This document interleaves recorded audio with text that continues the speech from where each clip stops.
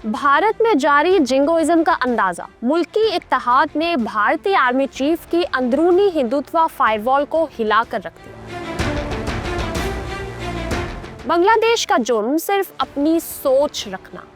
भारत में बढ़ते हुए ब्राह्मण समाज ने सोच को जन्म दिया कि उनके घर के मुलाजमीन ने अपनी दुकान खोल ली। चीन, पाकिस्तान, बांग्लादेश इत्तेहाद के बाद भारतीयों को योगा छोड़कर कराटे सीखना होगा।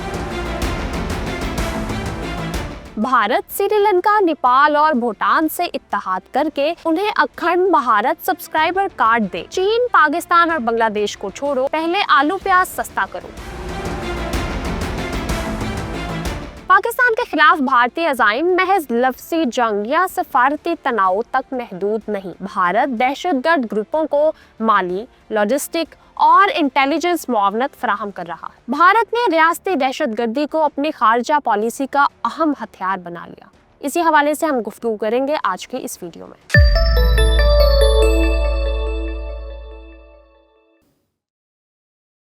अस्सलाम वालेकुम जी, मैं हूं मैमुना लतीफ चीमा और आप देख रहे हैं VLC पाकिस्तान।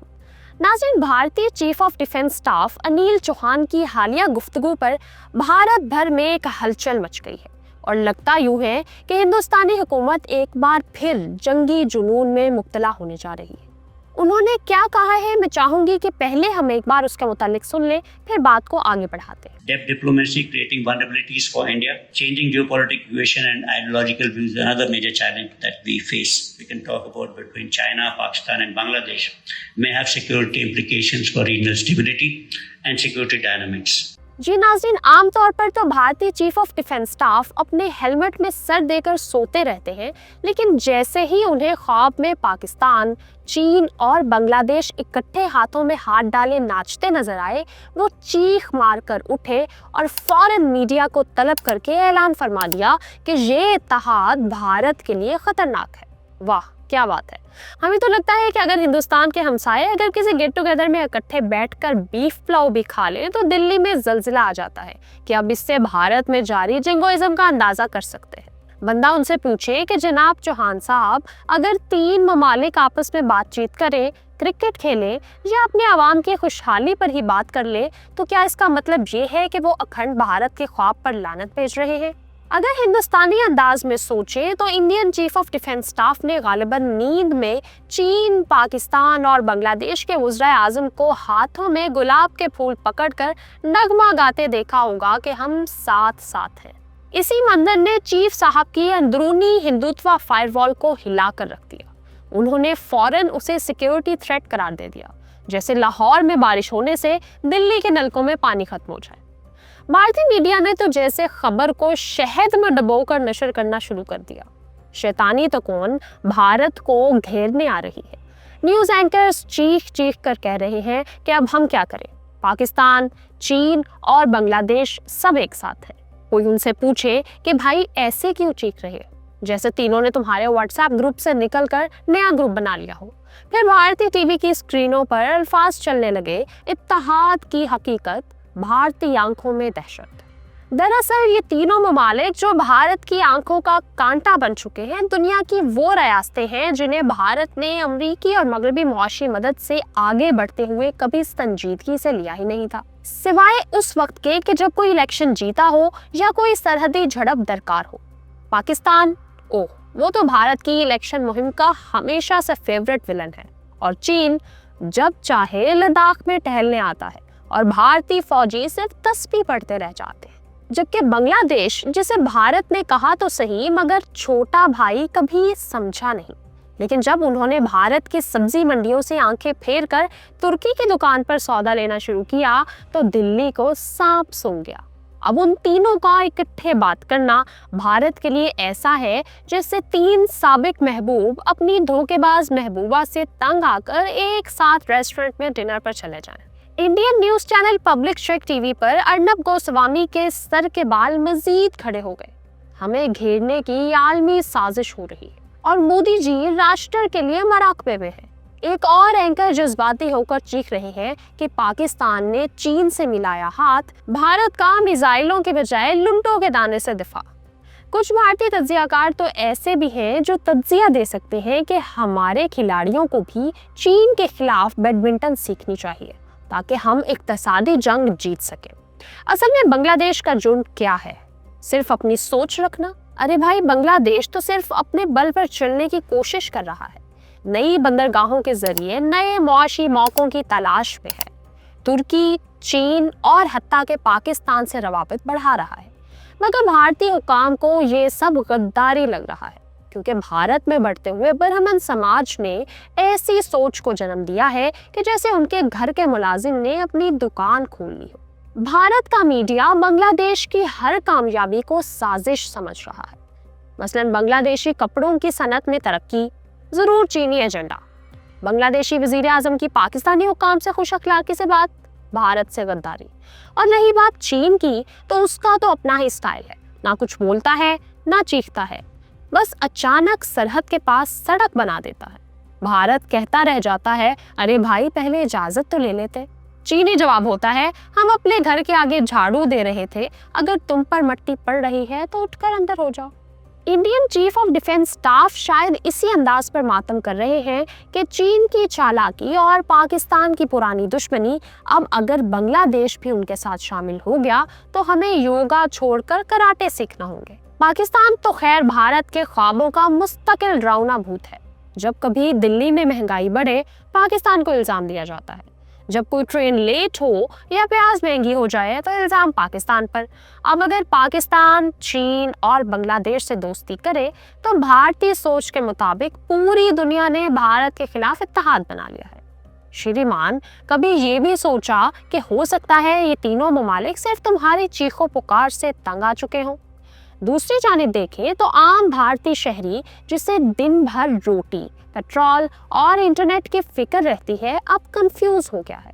आम हिंदुस्तानी सोचता है कि जब हम पाकिस्तान से लड़ रहे थे, चीन से तिजारत कर रहे थे, बांग्लादेश को तोहफे दे रहे थे, तब तक ठीक था। अब अगर वो तीनों इकट्ठे हो गए तो ये हमारी नाकाम खारजा पॉलिसी का नतीजा है या उनकी कामयाब हिकमत अमली। लेकिन वहीं पर मोदी जी के चाहने वाले भी हैं, जिन्हें सिर्फ ये पता है कि गोदी मीडिया के हर चैनल ने उन तीनों ममालिक को विलन बना दिया है, लिहाजा अब जो भी उनसे बात करेगा वो भी गद्दार है। इसीलिए आरएसएस के सरबराह मोहन भागवत को भी उन हालात के पेश नज़र तजवीज़ देनी चाहिए कि भारत श्रीलंका, नेपाल और भूटान से इत्तेहाद करके उन्हें अखंड भारत सब्सक्राइबर कार्ड दे ताकि हम भी इत्तेहाद बना सकें।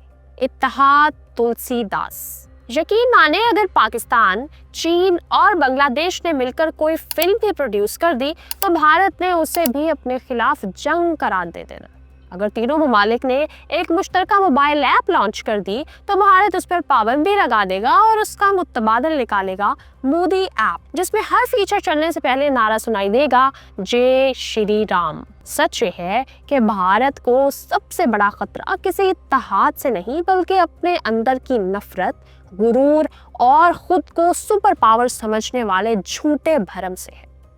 नाज़रीन, जब तक भारत अपने हमसायों को दुश्मन, अपने मीडिया को इलेक्शन की बंदूक और आर्मी को सियासी हथियार बनाए रखेगा, तब तक किसी दुश्मन को बाहर से आने की जरूरत नहीं, क्योंकि दुश्मन नहीं, भारत का आम आदमी दिल्ली की गलियों में नारे लगा रहा है, सब कुछ ठीक है, चीन, पाकिस्तान और बांग्लादेश को छोड़ो, पहले आलू और प्याज तो सस्ता करो। भारत का ख्याली खौफ तो अपनी जगह रहा, लेकिन आपने महसूस किया होगा कि जब भी पाकिस्तान अंदरूनी इस्तेहकाम की तरफ बढ़ता है, कोई ना कोई खारिजा हाथ इसकी जड़ों को खोखला करने की कोशिश में मसरूफ हो जाता है। ये हाथ कभी प्रॉक्सीज के जरिए हरकत में आता है, कभी झूठे बयानियों और प्रोपेगेंडा वॉर के जरिए, और अक्सर औकात बदकिस्मती से बराह रास्त भारतीय रियासती मुआवनत के साथ लेफ्टिनेंट जनरल अहमद शरीफ चौधरी DGISPR ने इसी मकरूह हकीकत से पर्दा उठाते हुए ये बात खुलकर बयान की है कि भारत पाकिस्तान में दहशतगर्दी की सरपरस्ती न सिर्फ कर रहा है, बल्कि इसे बाकायदा रियासती पॉलिसी का हिस्सा भी बना चुका है। मजीद गुफ्तगू से पहले उनकी जुबानी सुनते हैं। Important question is that who is the beneficiary over here by these acts of terrorism in Pakistan? It is India. Because what is happening here is the strategy of India is to keep the Pakistan embroiled in this menace of terrorism. Pakistan کے خلاف بھارتی عزائم محض لفظی جنگ یا سفارتی تناؤ تک محدود نہیں، بلکہ عملی اقدامات کی صورت میں بلوچستان، قبائلی علاقوں اور کراچی جیسے حساس خطوں میں دیکھے جا سکتے ہیں۔ بھارت دہشت گرد گروپس کو مالی، لاجسٹک اور انٹیلیجنس مدد فراہم کرتا ہے، اور اس میں سب سے واضح کردار بھارتی خفیہ ایجنسی را کا ہے۔ DGISPR کے مطابق بھارت کی جانب سے بلوچستان کو غیر مستحکم کرنے کے لیے مسلسل مداخلت کی جا رہی ہے، اور اس کی تمام تر پشت پناہی کا نیٹ ورک اجیت دوول جیسے افراد کی قیادت میں کام کر رہا ہے۔ اجیت دوول کوئی عام خفیہ کارندہ نہیں، بلکہ بھارت کی نیشنل سیکیورٹی کا مشیر، یعنی ریاستی سرپرستی میں چلنے والا ایک مکمل دہشت گرد نیٹ ورک ہے۔ یہ محض پاکستان کا موقف نہیں رہا کہ بھارت دہشت گردی کی سرپرستی کر رہا ہے، خود بھارت کی سیاسی قیادت کے متعدد بیانات اس بات کی تصدیق کرتے ہیں کہ وہ پاکستان میں دہشت گرد کارروائیوں کی حمایت کرتے ہیں۔ مثال کے طور پر بھارتی وزیر اعظم نریندر مودی نے بلوچستان میں مداخلت کا کھلم کھلا اعتراف کیا۔ کلبھوشن جادیو جیسے نیٹ ورک کا انکشاف اس حقیقت پر تصدیق کی مہر لگاتا ہے۔ امریکہ، کینیڈا اور دیگر مغربی ممالک میں بھارتی سفارتی مشنوں کے ذریعے سیاسی مخالفین کے قتل کی کوششوں اور قاتلوں کے انکشافات میں بھارت کی عالمی بدنامی میں اضافہ کیا ہے۔ یہ سب ثبوت اس بات کے آئینہ دار ہے کہ بھارت نے ریاستی دہشت گردی کو اپنے خارجہ پالیسی کا اہم ہتھیار بنا لیا ہے۔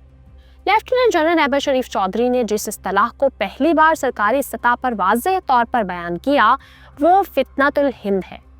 اس اصطلاح سے مراد وہ دہشت گرد گروہ یا عناصر ہیں جو براہ راست بھارتی حمایت سے پاکستان میں سرگرم عمل ہیں۔ یہ فتنہ خصوصاً بلوچستان میں بدامنی، دہشت اور علیحدگی پسندی کو فروغ دے کر پاکستان کے امن کو سبوتاژ کرنے کی کوشش کر رہا ہے۔ اسی طرح فتنۃ الخوارج وہ مذہبی شدت پسند تنظیمیں ہیں جو اسلام کے نام پر، جہاد کے نام پر فساد فی الارض پھیلا رہی ہیں، حالانکہ اسلام میں جہاد کا اختیار صرف ریاست کے پاس ہے، نہ کہ کسی گروہ، تنظیم یا فرد کے پاس۔ DGISPR کی گفتگو کا اہم ترین نقطہ اسلام کے نام پر ہونے والی دہشت گردی کے خلاف واضح اور دو ٹوک پیغام تھا۔ یہ بات نہایت اہم ہے کیونکہ کئی دہائیوں سے مختلف دہشت گرد تنظیمیں اسلام کا نام استعمال کر کے نوجوانوں کو گمراہ کر رہی ہیں، اور بھارت جیسے دشمن ممالک ان گروہوں کو سہولت فراہم کرتے ہیں تاکہ پاکستان کے اندر انتشار پیدا ہو۔ دنیا میں کوئی بھی ریاست اپنے دفاع سے غافل نہیں رہتی، اور پاکستان نے ہمیشہ اپنی خود مختاری اور سالمیت کی حفاظت کی ہے۔ پاکستان کو جب بھی چیلنج کیا گیا اس نے ثابت کیا کہ وہ نہ صرف ایٹمی طاقت ہے بلکہ نظریاتی اور عسکری اعتبار سے بھی ایک مکمل ریاست ہے۔ فتنۃ الہند چاہے وہ بلوچستان میں ہو یا قبائلی علاقوں میں ایک دن اپنے انجام کو پہنچے گا، کیونکہ پاکستان کی مسلح افواج، انٹیلیجنس ادارے اور عوام پوری یکجہتی کے ساتھ اپنی سرزمین کی حفاظت میں مصروف ہے، کیونکہ وہ جانتے ہیں کہ نظریاتی جنگ تلوار سے نہیں شعور سے جیتی جاتی ہے۔ پاکستانی قوم ہر بحران میں مزید مضبوط ہوتی ہے، ہر سازش کا جواب اتحاد سے اور اپنے دشمنوں کو ان کی ہی زبان میں جواب دینا جانتی ہے۔ جی ناظرین، آپ کا اس حوالے سے کیا پوائنٹ آف ویو ہے ضرور شیئر کیجیے گا، اور اس کے ساتھ ہی اجازت دیجیے۔ اللہ حافظ۔